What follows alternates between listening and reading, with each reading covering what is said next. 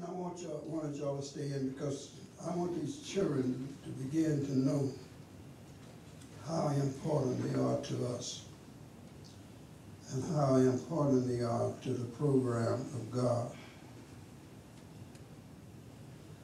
And the more they can hear it, the more they hear it from this pulpit, the more convincing it is going to become. And the more they're going to believe that they are really, truly important. Not just to this church, but they're important to God's eternal program. Remember, Jesus was teaching, and the disciples thought that the children was getting on Jesus' nerves.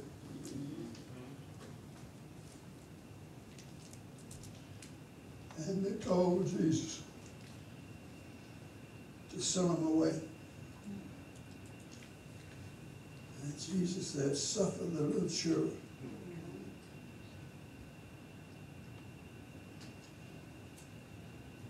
to come unto me, and forbid them not, for such are the kingdom of heaven. That's what Jesus thought about. That's what Jesus thought about those children 2,000 years ago.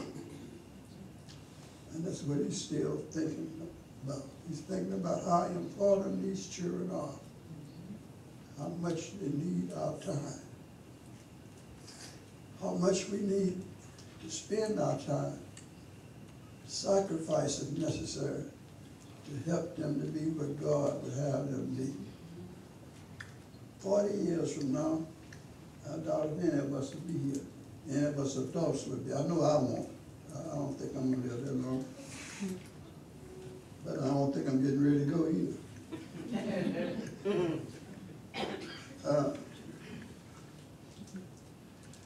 We won't be here, but God's program calls for the church to go on.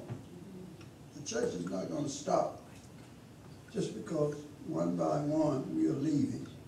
One by one, we're going in. That don't mean the church is going to stop.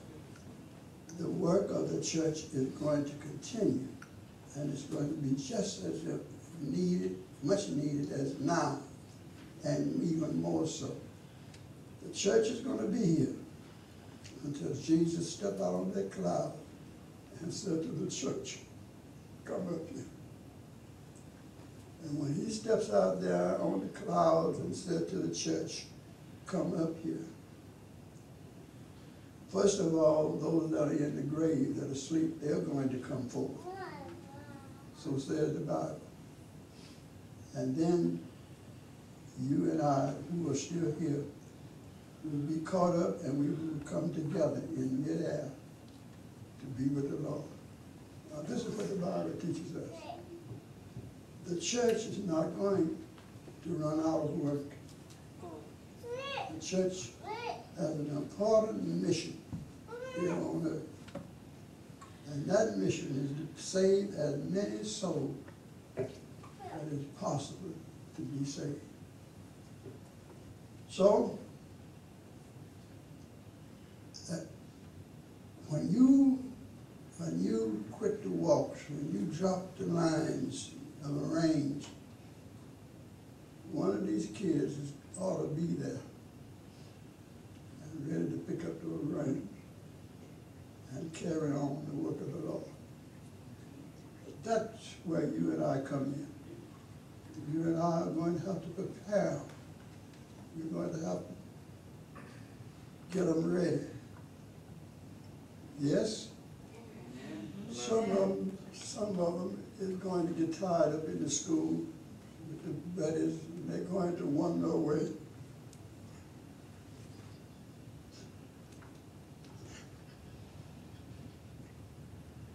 Some of them may even go to prison. They're going to get in trouble.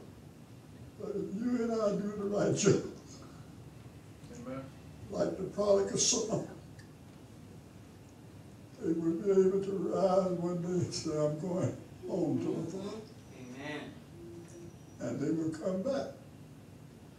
They will come back to God because you and I did a good job. Church, that's what I'm asking you to pray for. I'm asking you to pray that we do a good job. And I guess that was what I wanted these kids to hear. I want them to know that I'm not playing. I can see further down the road than they can see. I'm taller than they are.